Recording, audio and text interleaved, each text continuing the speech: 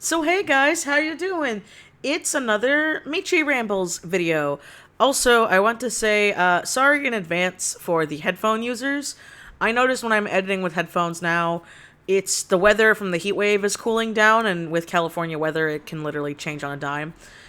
And because I live in a city, you hear traffic. You don't hear it too much on like normal desktop and TV. I tested it, but I did hear it a couple times in the back when I was listening with headphones. So if you're wondering why that is, that's why. Because some people need to save money on their power bill. Me being, hi neighbor, one of them. So the topic of this video is a complicated one. Now this is a Michi ramble, so it isn't an art rambles, but it doesn't do with literature. And it's my adventures and my like journey into like getting into reading and my issues with reading. It's a much more personal thing. I have notes here.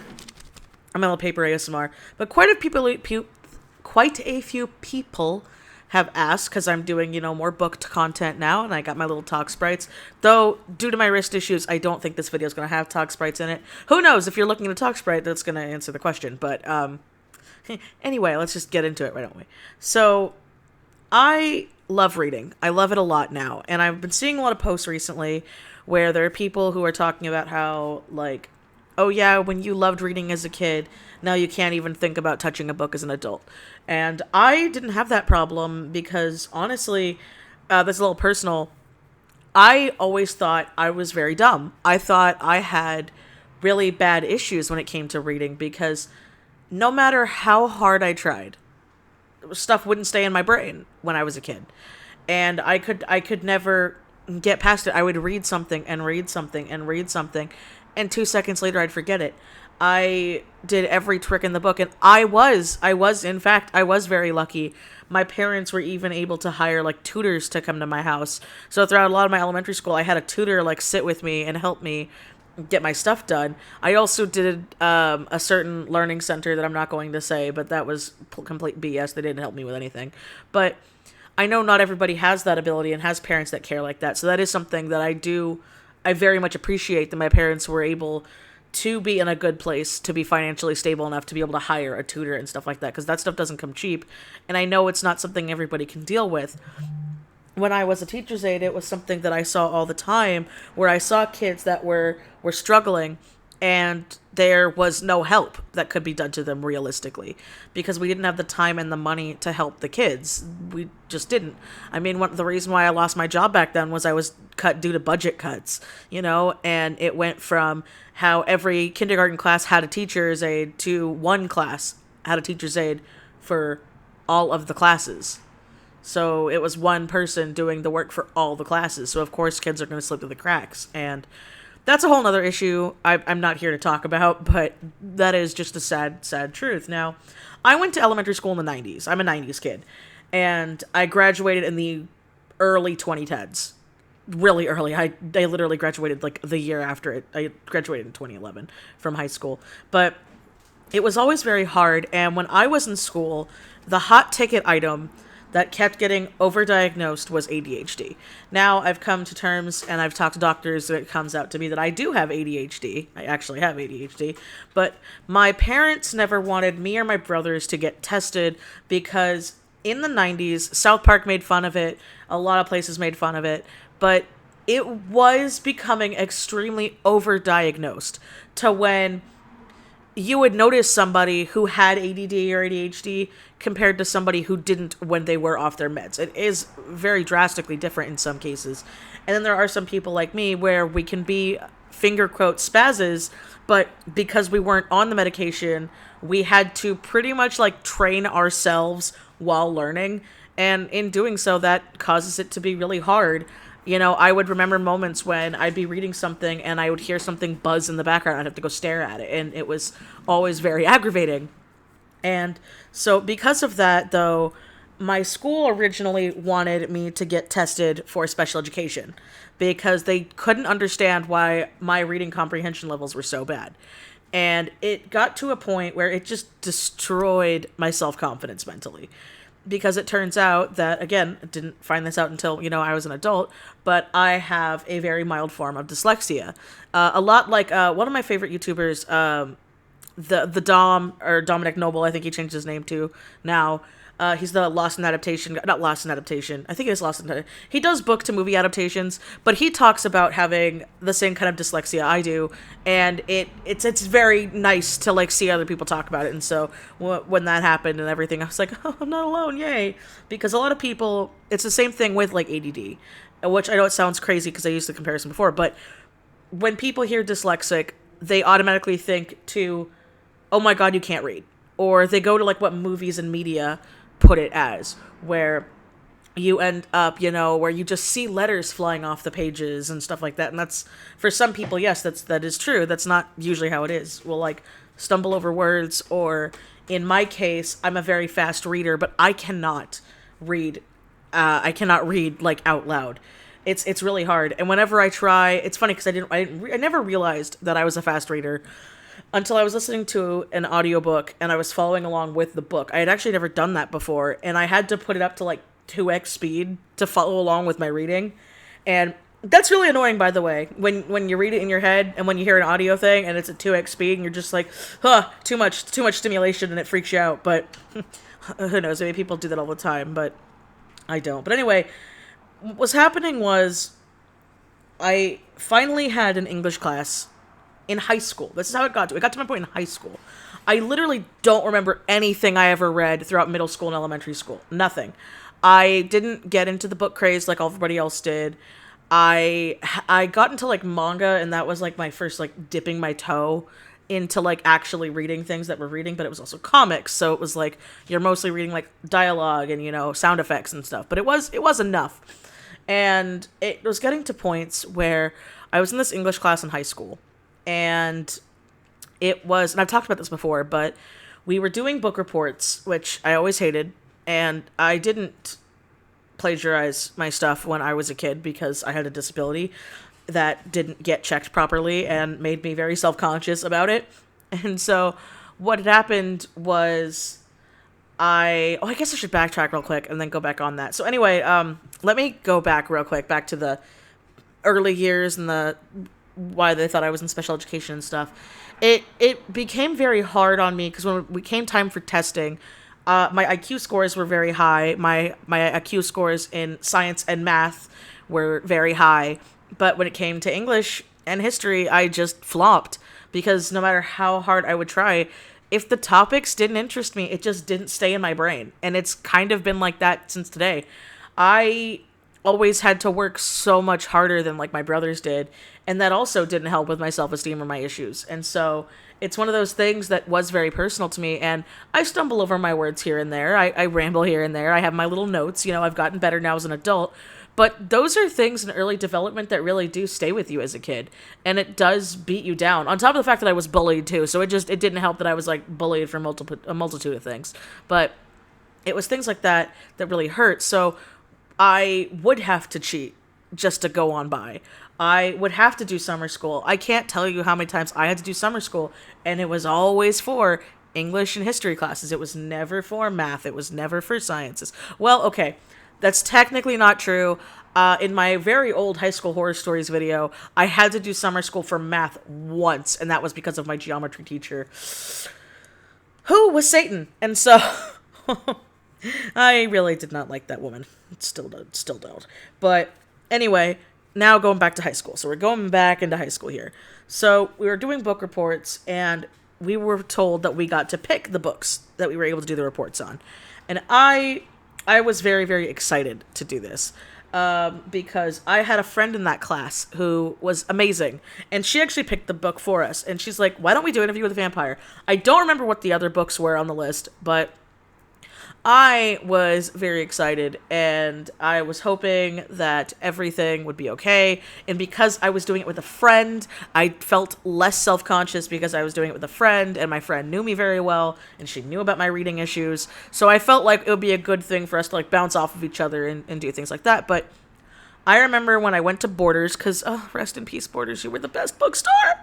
And so I went to Borders, and I went with my mom, and I got the mass market paperback. And I still have that original paperback today, and it's beaten up and broken, but that paperback is one of my most treasured books in my personal library. And I took it home, and I read it and it was amazing. Guys, I could hear the characters' voices. I was so enthralled with the story. I was so happy. I remember I couldn't put it down. I kept reading it, and I remember I would throw it in my backpack at school, and I would read it in between classes, and I loved it. And I remembered everything from it. I remembered little key details, and I had felt so overjoyed because I'd only had that a few moments in my life. Because, like I said earlier, the only things I would stick in my brain were topics and histories and notes that were interesting to me. I hated spelling bees. I hated dictionaries. I hated the like random word jumbles that we had to do. I hated those. I think it's why I liked math so much when I was younger. I loved math because there's usually only one way to do math until you get to algebraic, god damn it, algebra, geometry, trigonometry and stuff like that. But it was fun. And so I remember when I finished it, I just felt this whole new world explode for me and my friends. And a lot of my friends were book nerds too. And I remember, even though I was in high school, I got to enjoy the Twilight books. Sue me. I don't think they're great, but they're not the complete dog fiction that everybody thinks, And I might do a video all about Twilight in the near future, because it does have a special place in history, even if people like to, dogpile on it. I'm not saying it's not problematic, because it is, but, I got to read those. I got to read the Cirque du Freak books. I got to read Tithe. I remember reading Tithe. Tithe was such a story for me. And I just fell down this rabbit hole, and I fell in love. And it always sucked when I got to read these fun, amazing stories, and my school would make us read these BS, like BS stories, or stories that were dumb, that I to this day do not understand why they are still taught in schools. There are some that are very, very important, I think, and I think that there's great ways to do them. But I also think that while some things are classics, I do think that there are more modern books that tell those morals and those stories in better light that kids should be reading. A perfect example I can think of is, I don't know anyone who likes The Great Gatsby. Everyone I know of always makes fun of The Great Gatsby, unless you're my parents' age. And even then, my dad hated The Great Gatsby. And that was a book I remember where teachers loved to super analyze color theory and emotion theory and all this stuff. But then when you boil down the story's dumb. To me, it's also a lot like Catcher in the Rye. When I remember Catcher in the Rye was such a big deal because it was a banned book and people were killed because of this book. And I read the book and I thought the book was so dumb. And it's one of those things where you sit there and you wonder. But then I read books like Frankenstein. I remember reading books like Of Mice and Men. I read what's another one that I can think of that was good? Well, I mean, it's a pretty good example. I can't even think of a lot of them. But, those are classics. Those are classics that have morals and stories to them, and they're in depth. Oh, Lord of the Flies. That was another one. I don't know why I couldn't think of Lord of the Flies. But I loved those books, and I could see the meanings and the theorems and stuff. But then I had teachers who would read these weird fan theories that would talk about stuff. I remember when we read Frankenstein, because Frankenstein was one of my favorite stories in high school. Like I said, Interview with Vampire is my top favorite because it got me into reading. But I remember this so clearly. When we read Frankenstein, my teacher gave us a paper that her friend had written, that we all had to read, and we were all quizzed on a paper about her friend's interpretation of the monster being a figment of Victor Frankenstein's imagination. And I remember just being but why? It's well, this could be a theory. It could be that the monster is blah, blah, blah. But then, you have Mary Shelley, rest in peace. She's been dead a long time, but goth metal queen of her age, she's also a riot. You ever want to low a ride? Google what Mary Shelley did with her husband's heart. It's pretty metal. But I remember, Mary Shelley herself, even being an author, having to change things because people were overreading her text, when the basic story of Frankenstein is don't try to play God. Dead things need to stay dead. The dead needs to when someone dies, they're gone. That's kind of the basic point of it. Of Mice and Men is, no matter how hard we try, sometimes we can't protect our loved ones, even from themselves. And it's a tragedy. Lord of the Flies is a really great story about what happens when, young boys are left to literally, they're left to their own devices, and how, we as a culture can cannibalize each other. Kind of look at what's going on with the world right now. It's kind of messed up, but it's true. And those are stories I do believe we should read. I believe in stories like To Kill a Mockingbird, where, it's got such a heart-wrenching story to it. And again, the time it was written was so brave for someone to write a story like that. Those are books I'm fine with, but those are the books that tend to stick with you, and those are the same books you tend to hear people talk about. I don't know a lot of people that like Moby Dick because they like Moby Dick. I don't know a lot of people who like, The Catcher in the Rye, who like The Great Gatsby, who like a lot of other books you read in high school. I think there's another one like it was like the Man in the Sea or something like that. And you just sit here and you're just like, why am I reading this? What is the point of reading this? And while, yes, I know people will argue, there are reasons, there are points for that. And it's one of those things where I feel like there are just better books now in this day and age, or even in the earlier age, that can be considered classics that I think people should read, And it's something that I really wish our education system would do more into. And I was so grateful for that teacher breaking the mold and letting us pick a book. And I'm going to leave this with one thing, because this is something that made me really happy. And I know it's going to be silly and a weird comparison here, but I also really liked Arthur growing up. Yeah, the animated show on PBS with the aardvark, the one that's like memed everywhere now. I loved Arthur growing up. And I remember there was this one episode. I don't remember exactly when it came out, but I remember like it came up on a rerun and I was able to rewatch it. And it was talking about how Baxter didn't know how to read. And I really resonated with that episode because, ironically enough, they were also doing book reports. And he did his book report on a movie because he was like, well, every movie is based on a book, right? And they're like, no, it's not. And he got in big trouble. And that's when they found out that he didn't know how to read. And so they kept giving him these like baby books and these how-to books and all this stuff. And it made him like feel like an idiot and feel like a baby. And it was a moment that I really resonated with this show. And it really hit me hard because at the end of it, Arthur's like, wait, you're farther along in King Arthur than I am. Because, it was more of a focusing issue and an issue with my brain. And it's like, oh yeah, well, who wants to read about the color blue? I'd rather read about King Arthur. And that's things that I have, I have now that makes me really interested in reading, which also sucks because of like my age now, I'm 27 and I'm turning 28 in November.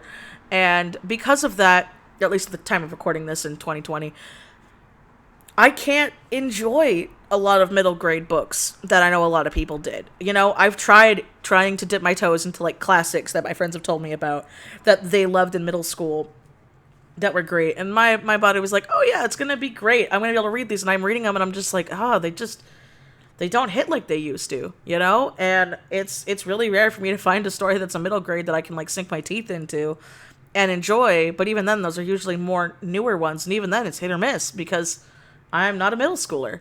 It's not made for me. Those morals and stories I can read better in adult fiction now. And it is something I do feel a little cheated about, but I am eternally grateful, again, I know I said it earlier, but for my parents for not giving up on me and helping me out. And it's something my dad even told me that, with how hard I struggled and how hard I had to work in school, they never would have pictured that I became the book nut that I am now and that I became the bookworm that I am now.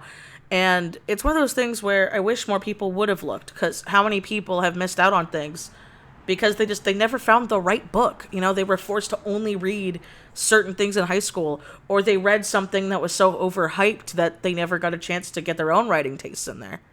And so that's just my little ramble, my little topic that I wanted to give out. I hope you guys enjoyed. I want to thank you as always, to my amazing Patreon patrons, you guys make all of this possible, and every bit helps so, so much. And as always, guys, I will. See you next time. Bye.